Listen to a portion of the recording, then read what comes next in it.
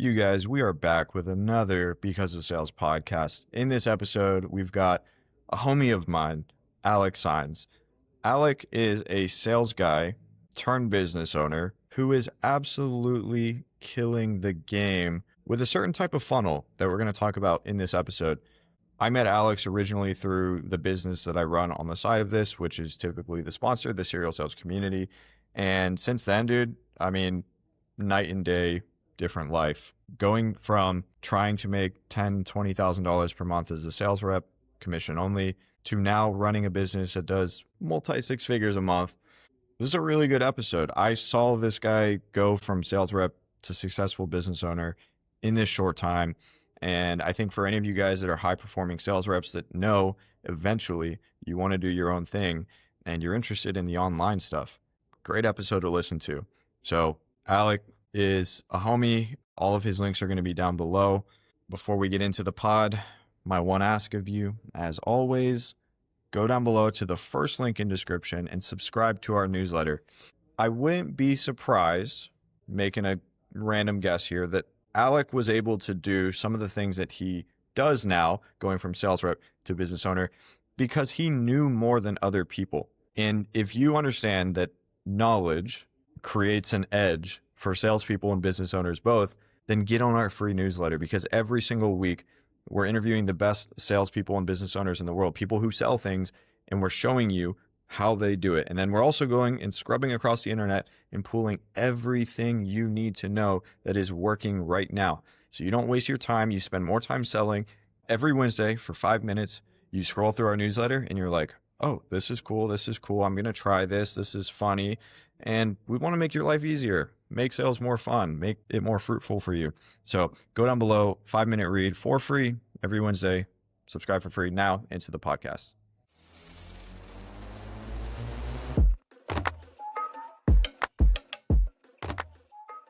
All right, you guys, welcome back to another Because of Sales podcast episode.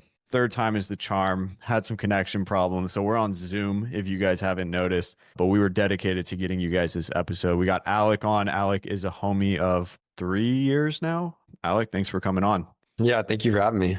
Alec just moved into a sick new crib up in the mountains, and upload speed is still trying to figure it out, but sick background. Big cacti back there.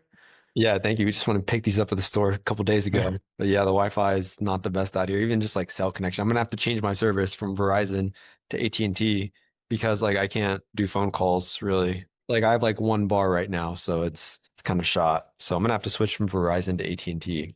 Give and take, dude. You showed me the landscape. It looked beautiful. So nice little quiet spot out there. Yeah, no, it's a good trade-off. It's a good spot to go on the morning walks, you know. For sure.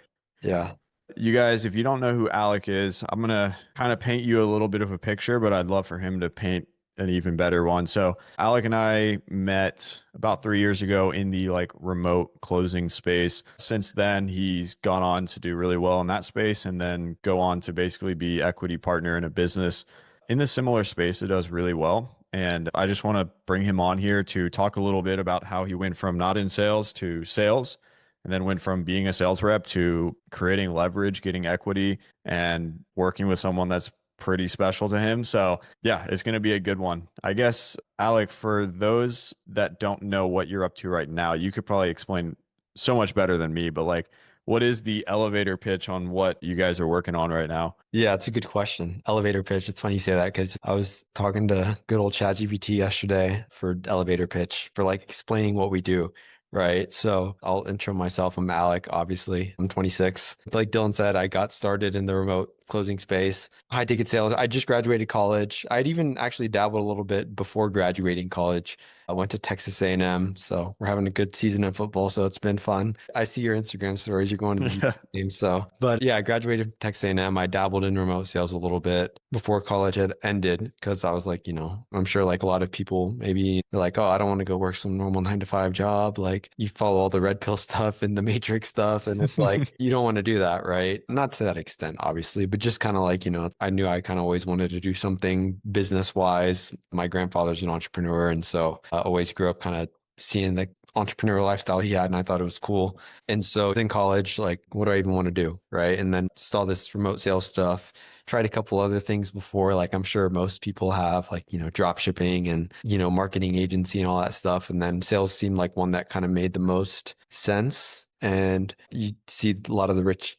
people, business owners, right? Like the successful people, maybe not rich, but just like, successful businesses, they all talk about like, they got started in sales, right? And so I was like, okay, like, these guys know something probably pretty good that I should listen to. So yeah, I got started in remote sales back in 2022, I guess. And it might have even been 2021. I don't remember exactly, but went on that journey after I graduated college, didn't go get a 9 to 5 job. I was living in my parents' house. They were cool with that. My parents are awesome. And so they supported me in that and, just kind of in the trenches for probably like a good like year and a half. And then, you eventually get out of the trench phase and then you kind of go on the upward trajectory. So, did like setting, tried to do closing at first, was god awful. And then, I was like, okay, maybe I should be a setter. And so then I was a setter and that helped me a lot, just understanding, this is how someone ends up on a call, right? And then it makes the closing job a lot easier, I think. And so, yeah, did remote closing up until even like last year. Yeah. Like I think last year, 2024 is, yeah, whenever I stopped officially, like, closing for another company.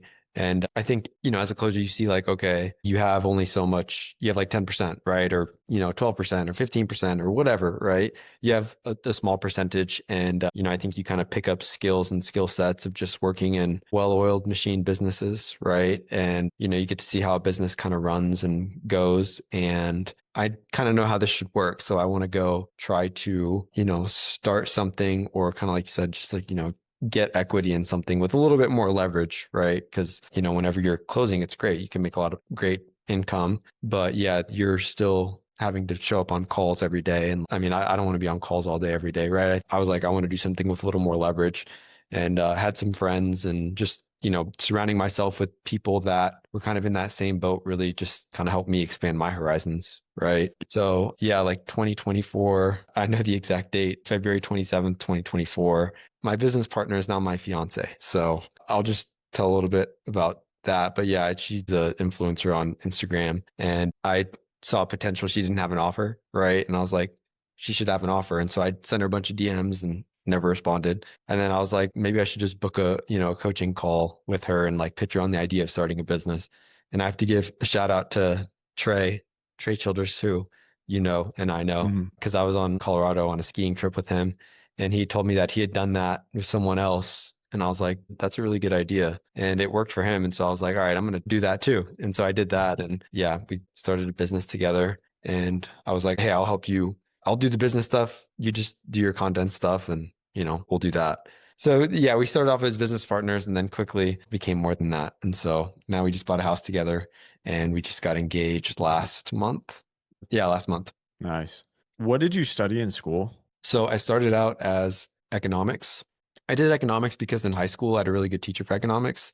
Shout out to Miss Temporelli. She was a really cool teacher. That class just like made sense to me. I got a 5 on the AP test and I was like, all right, I'm pretty good at this. So I was like, I'll do this in college. Like, this is cool. And so I did that in college and just a different experience, right? Giant classes. And it wasn't as interesting as it was in high school. And so I took a gap year and then I switched to communications because I was like, I'll just finish my degree, get a degree in whatever, and then kind of go from there. So I ended up majoring in communications, minoring in economics. Aside from the remote sales thing, was there any like certain career path that you had your eyes on with that degree? Not really. I mean, I think at that point I was like, what makes the most money, right? Like, what is everyone saying that the best industry to get into is or whatever? I remember I applied for a job in like real estate in like the DFW area. And I like went and did an interview with this like real estate company. And I remember them asking me like, why real estate? And I don't remember what I answered, but like looking back on that now, I'm like, that wasn't because of what I thought. That was because of what other people thought. Yeah, I didn't really have like any specific career path that I was gonna try to pursue or anything like that. For those that don't yet know, what is the business that you're now running? Like, what problem are you helping people solve? Yeah, so our business is called Mindcraft. And so people come to us for a lot of different things, I would say, or, people want to work with Emily for a multitude of different reasons, right? I'm not a coach in the business.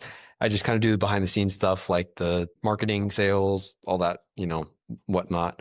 But yeah, I mean, people come for a lot of different reasons. I think So Emily's a neuroscientist. She was in a PhD program. She ended up mastering out, but she was in a PhD program. She was kind of on track to be a neuroscientist, right? Like, working in the lab and all that stuff. And so, she's very smart and she knows a lot about the brain. She'll tell me things sometimes I'm like, wow, that's really, it's just really interesting stuff, right? So she's a neuroscientist. And so she knows a lot about the brain and like helping people like rewire their brains, right? Or helping people understand their brains, because it's like people don't want to rewire their brain, right? It's like, no, I want to rewire my brain to do this, right? Or to do that. And people join the program, maybe they work a 9 to 5 job and they're like, I want to be a business owner. I want to be an entrepreneur, right? And yeah, they just have like, limiting beliefs, limitations, all sorts of different things that, kind of hold people back, right? And so there's some people that join because they want to step into being an entrepreneur and they need help with their identity and understanding their brain a little bit more to like, wire in a new identity or whatever it may be. So there's people that join for that. There's people that are already business owners and they just want to take it to the next level. There's people that are content creators. I guess you would just say it's like overall like mindset using neuroscience and manifestation, I guess you could say. And so I didn't really know what manifestation, everyone knows what it is, right? And I think a lot of people are like, oh, that's fake or whatever, right? I was probably one of those people. I used to be, but no, like manifestation is definitely real. That's kind of a long-winded answer, a little bit of a tangent answer. But yeah, people join for different things, but ultimately they want to like live a more happier, more fulfilled, more purposeful life, right? Yeah. So yeah. Would you say like the way that you're delivering these outcomes, would you classify this as like a coaching business or like would you call it something else? Yeah, I would say coaching business overall, just for a lack of a better term. But at the end of the day, that's kind of what it is, coaching and helping people. So yeah, I would say ultimately like it is a coaching business. Cool. And sorry, what was the second? What was the I can't remember. I think I just asked like how would you kind of classify that business and like coaching, maybe consulting, Yeah. service-based business, right? Yeah, we'll leave it at coaching then.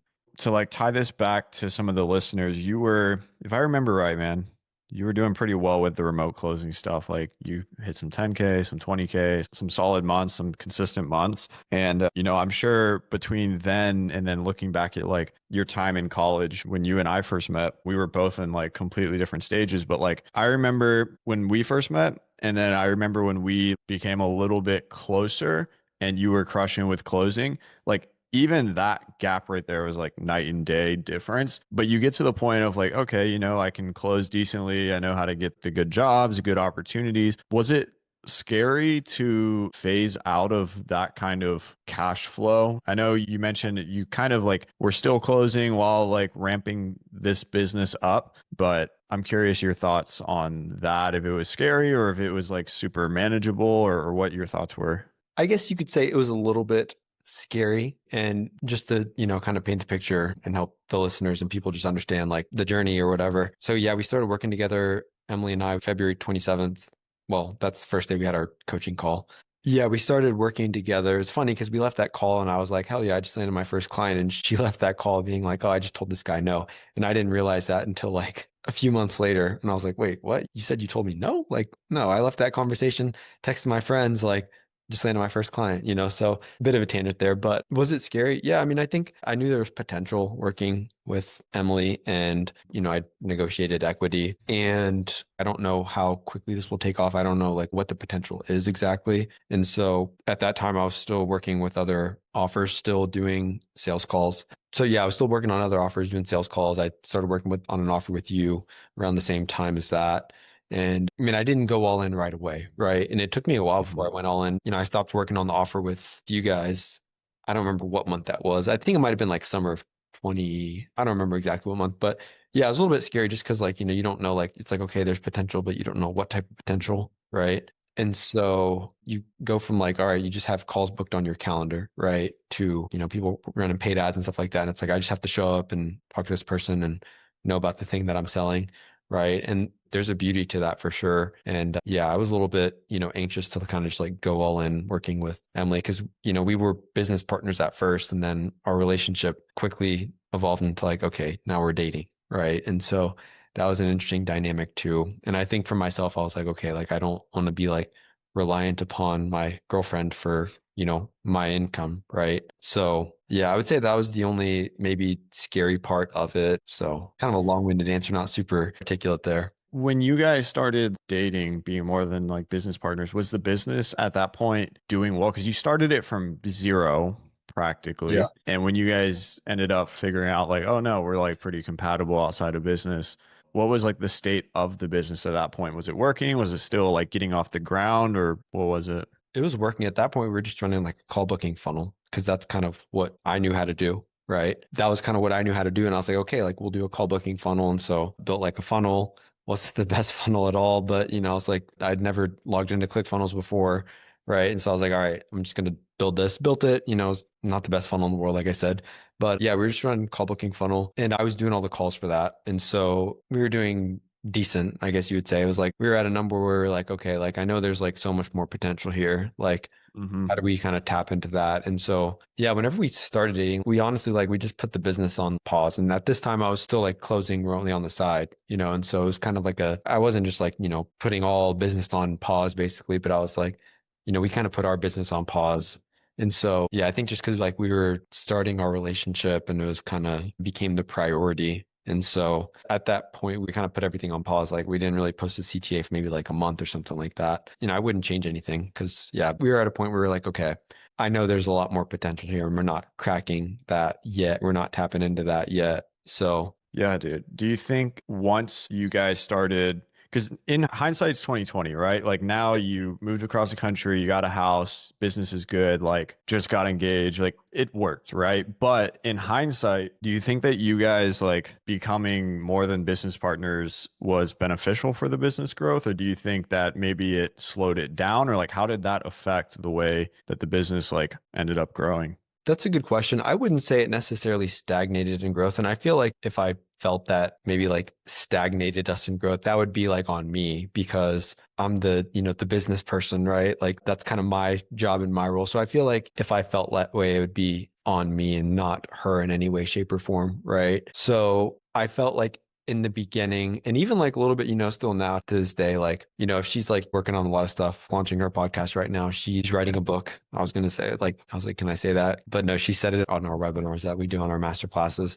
And so I'm like, all right, yeah. So she's like doing a podcast, writing a book. So I would say I don't want to like add things to her plate necessarily. Like I don't want to add more stresses on her for the business side of things. And so yeah, I would say it is a little difficult to separate relationship and business sometimes. It's a difficult thing for sure, but it's a lot easier now than it used to be, I would say. So I wouldn't say that stagnated the growth, I mean, at all. I think there have been times maybe where like, I don't want to add things on their plate. So I might avoid a business conversation that might need to be had.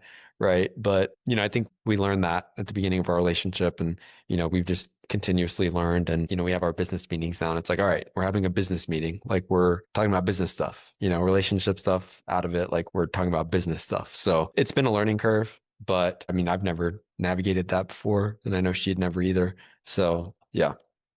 All right, you guys, quick break in our podcast for the sponsor of this week's Because of Sales episode, the serial sales community. If you guys are anything like Alec and you're here as a sales rep trying to figure out how to make more money, get more control over your schedule, start learning the skills that are going to set you up to become a business owner that does well, the serial sales community could be for you.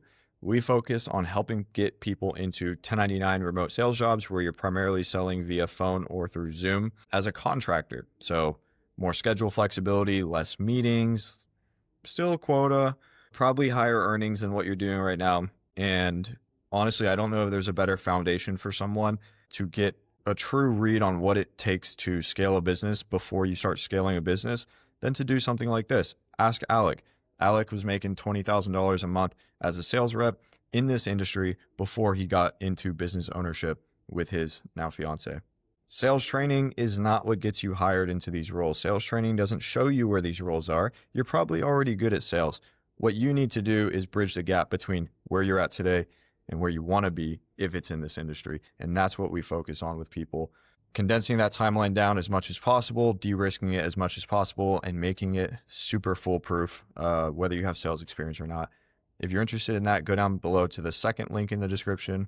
Check out the team, check out the page. If you like what you see, book a call and mention because of sales on your call. We'll give you 5% off. Now, back to the pod. Let's talk a little bit about what's working right now for you guys. So, not going to get too into like numbers or anything, but just so you guys know, like they're doing something that's working very well. Definitely making more than back in the closing days. So, you guys are crushing it with, you called it a masterclass, a webinar.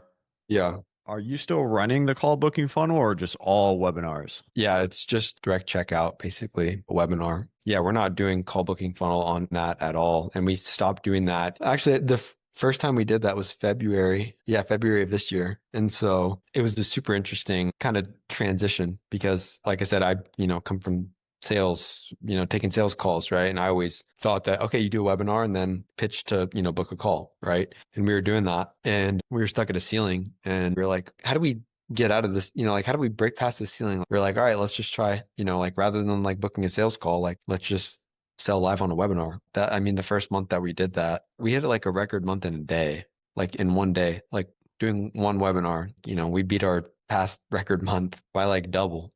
So it was like, whoa, okay, like this worked way better than we'd kind of imagined. And so it's super interesting because it's like there's different types of sales and there's different ways to sell things. And I think for me, that was kind of eye-opening. I was like, doing a call thing, like that's not always the best method, right? And so, yeah, it was super interesting. We're still doing just live on a webinar. Do you think that the people you're selling to just take better to like this less sales pressury approach, or like beating your record monthly revenue in one day? Like there has to be a huge unlock there. Like what would you point that to if you had to like point it at one or two things? I think number one, just like there's more trust with Emily's brand, right? Like people know, like, and trust her more than they know, like, and trust me than anything like that. And I would say I would attribute it to that first and foremost. So I think just like, the creator doing it, the person is just like a lot easier to say yes to, and I think also like, Emily has a lot of followers now. And, it's like whenever we watch Hormozy's thing, right? His live webinar, his book launch, it's like he has his offer. It's like, oh, I'm buying from Hormozy. Like it just makes you feel like a certain type of way. I didn't buy his thing, but I think like, yeah, it's like, oh, I'm buying this from Hormozy. Like there's a little bit of like status there. And it's just like kind of a little bit more special, I guess you could say. So there's that. And then second thing, I guess you could also say is like in this niche that we're in, it's not like a direct ROI. Like it's not like a, make money offer or anything like that, which is something that I'm kind of accustomed to, working in. It's definitely more of an emotional thing, right? And, all people buy things like emotionally and they justify logically, right? But on the scale, like, make money offer, it's like still emotional, but it's like more logical, right? Like on the scale, right? And then, working on your mindset. I mean, what I believe is like, it's just more of an emotional buy, I guess you could say, an emotional thing to work on. And so I think that also, you take people through a, masterclass, you take them through a webinar, you just take them on that journey and it's a little bit easier for them to say yes, I guess, basically. And also another thing as well is like Emily's content is like broad.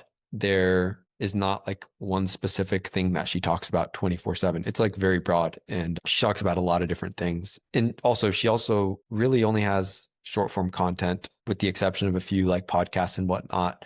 And so I think that gives people an opportunity as well to get to know her a lot better and kind of see what she's about and the coaching program is about and everything like that. And so I think that also plays a big factor in it. How long are you guys running these webinars for? And are they like 30, 60 minutes? Are they longer? And then also from February to now, because this is still the primary way that you guys sell services, what's like the biggest thing that you've learned that you implemented that like very much so helped you guys in running more successful webinars? Emily's an animal, so she's a beast. And this will probably come, I don't want to say shocking, but I don't know anyone else that's kind of doing it like this, with one exception. But content, yeah, like we did one 2 weeks ago, and I think she was on there for like almost 4 hours. And that's not what's shocking, is like we do two a day whenever we do them. So we do it twice a month, and we do it 2 p.m. Eastern, 8 p.m. Eastern. And so it's like a lot of talking time for her. I mean, even like 2.5 hours, both sessions, it's like 5 hours of talking in a day. And the reason we Hmm. do that is because she has followers from all over the world. And Yeah. we have a lot of people in the program from, Europe and stuff like that, just like all over. And so we do it at the different time zones just to kind of maximize the amount of people that can attend and just deliver the message to more people, basically. And so we do 2 webinars a day bi-weekly. And so she talked for like 4 hours. Like we were on Webinar Jam and it was like, your maximum like 3 hours and 50 minutes or whatever. And it was like, your webinar will end in 10 minutes. Like your maximum allotment is 4 hours. And we're like, oh, wow. So yeah, not every single webinar goes that long though. And we've kind of changed it up and tinkered with it. And we're still trying to figure out like, what's the best webinar that we can possibly build. And so the exception that I had in mind was like, I watched the Jason Fladlin webinar a couple months ago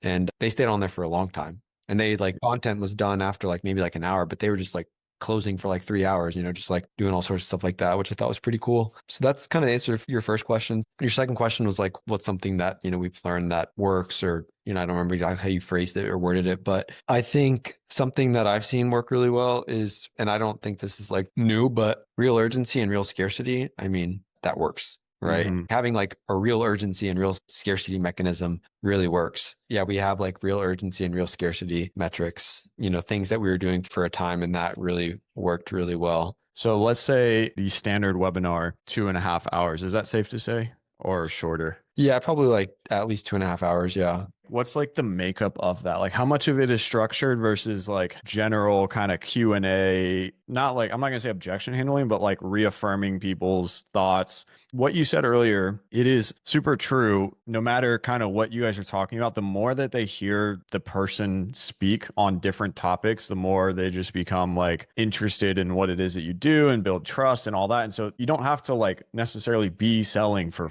2.5 or 4 hours straight. But like for you guys, do you have like a structured hour-long kind of presentation that you then open up for Q&A, or how do you guys structure those?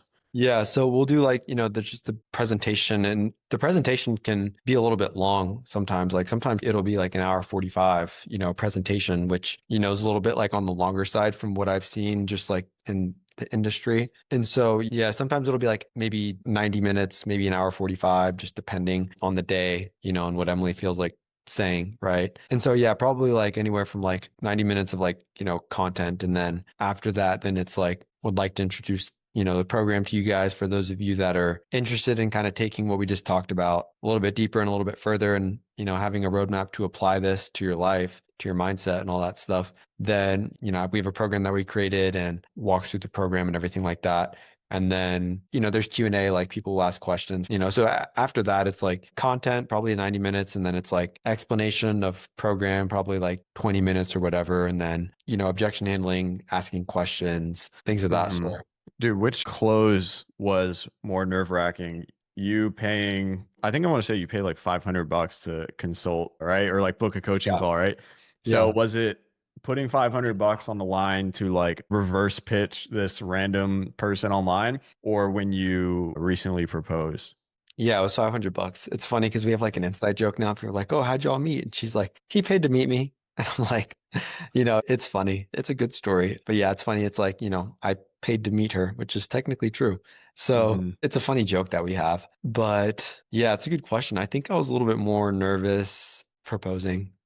I think it was definitely that. I remember on the call, like I wasn't really like super nervous. I think just because I was approaching it from a business perspective, not at all like a relationship thing. Like I Yeah. definitely had a crush on her whenever I booked that call, but that was like just like a business thing. So I wasn't like super nervous about that. I was like, I have a pretty good value proposition here. So if she says no, like, okay, so Yeah. yeah, the It's like a proposal. sales call. Like I'm used to not closing every deal, right? Yeah, exactly. So the proposal was definitely a little more nerve-wracking. Well, shoot, dude. I guess actually, I was thinking about asking you this earlier. Do you currently have any salespeople at all? Like, I know you're just running webinars, but any sales team? We do not, which is kind of I don't want to say crazy, but it's like the answer is like no. But that is something that we are going to, just to like grow, like that's something that needs to be Yeah.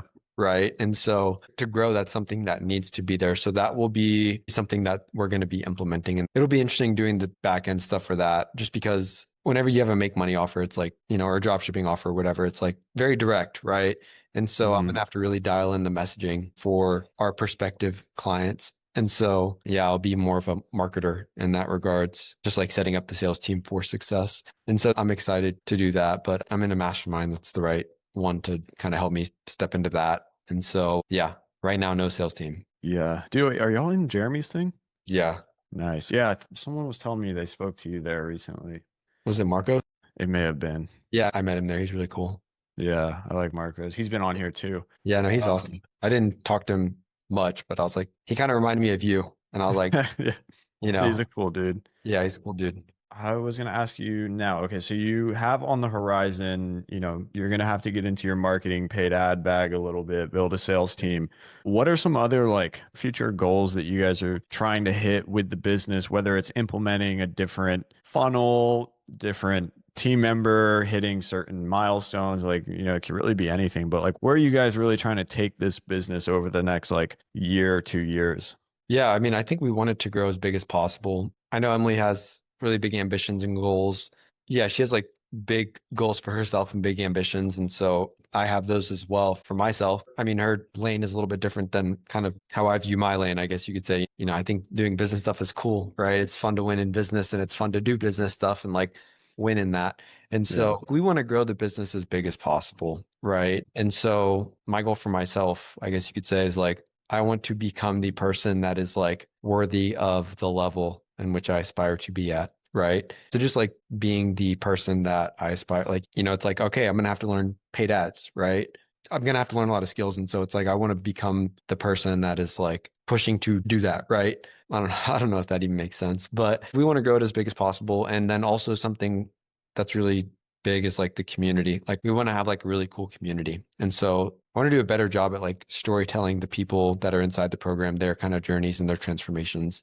And I think that's something that I want to do a much better job at, better storytelling of like our clients and the people that work with us and the transformations that they have. Cause there's been some really cool transformations that people have had. So yeah, doing a better job at that. And then just like, yeah, I think there's like a lot of potential of what we can be doing with this. And I want to just like maximize that. And I think this is something that Emily and I have talked about. It's like, she's a neuroscientist, right? She's all about the brain and delving a little bit into like the supplement game and or launching a drink, something, building like a brain drink or something in that regards, like kind of tapping into that lane and realm a little bit because I think that's cool. I think that'd be really cool to have like a drink, if you go to Sprouts or Whole Foods or whatever, like that'd be really cool. And so that's something that's definitely on the horizon. I don't know how soon it is, but it's like, I know we have the right resources. We can do that. Like, why not? You know what I mean? I could see that being very complementary to what you guys are doing. I mean, you got the hardest part down, which is the traffic, right? Like the distribution. Not everybody's cut out to get. I have no idea. I know like her stuff does very well on socials, but I have no idea what the impressions are looking like, but not everyone can do that, right? Like most people cannot and will not do that. And so if you can crack that and you just get someone who actually cares about good product, whether it's Yeah, coaching, community, or supplement or drink, like for sure. it's a lot of opportunity. We're big on that. Like, I want to make sure the people are taken care of that, join this program. I want to make sure they have the best experience possible. And so that's like, we just brought on another CSM to just help with that. And so we want the customer experience and we want people to like really enjoy what they're getting, right? Whether Mhm. that's the coaching, whether that's like a drink thing. I think a drink thing would be really cool. So we've talked about that already since we like first met, actually. But we want to be as ethical as possible. I don't know if that's the best way to put it, but you see a lot of businesses that like in the info space and coaching and like they're not really the most ethical. And so it's like we have a really long-term vision with this. We want to do it the right way. Yeah, we want to like serve the people and really help them. And the coaching thing is just one thing, but like, the drink thing, that's like another thing down the line. Sure.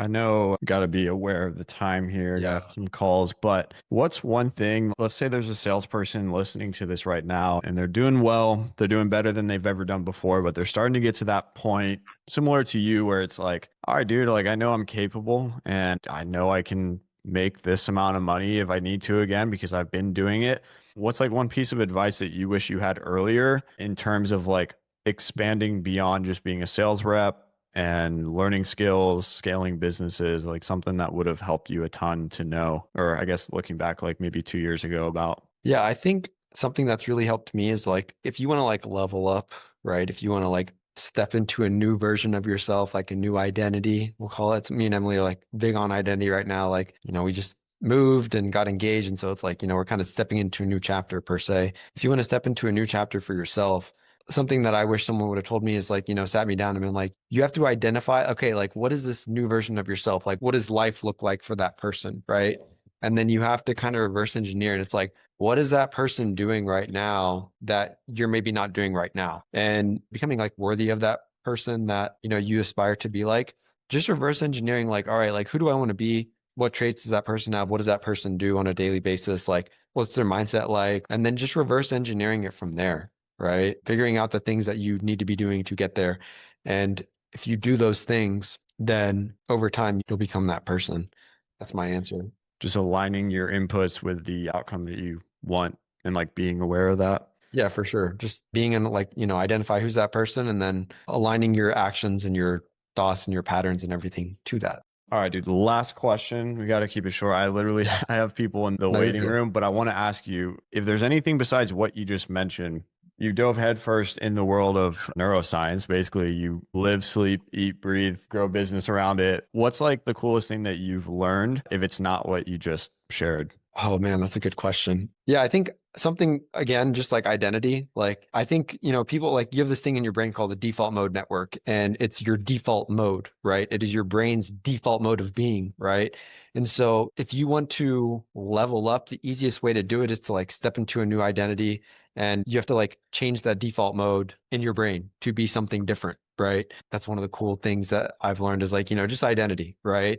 And the importance that that plays, the role that that plays in who you are. We could go on a whole tangent for that, but I know we got to wrap it up. No, all good, dude. It's been good. I know we had some technical difficulties. Hopefully, you guys watching this, you don't hate us for being on Zoom. I don't know why you would, but I'm going to put all your links down below, Alec, whatever you give to us for people to check out. If you want to learn more about how neuroscience can help you live a better life and you want support around that, I'm sure we can link something down below with that too. So I wish we had more time, but I appreciate you scheduling this and coming on. Yeah, no, thank you for having me. It's always good to talk to you. So yeah, I wish you had more time too. We can always run it back in the future. For sure.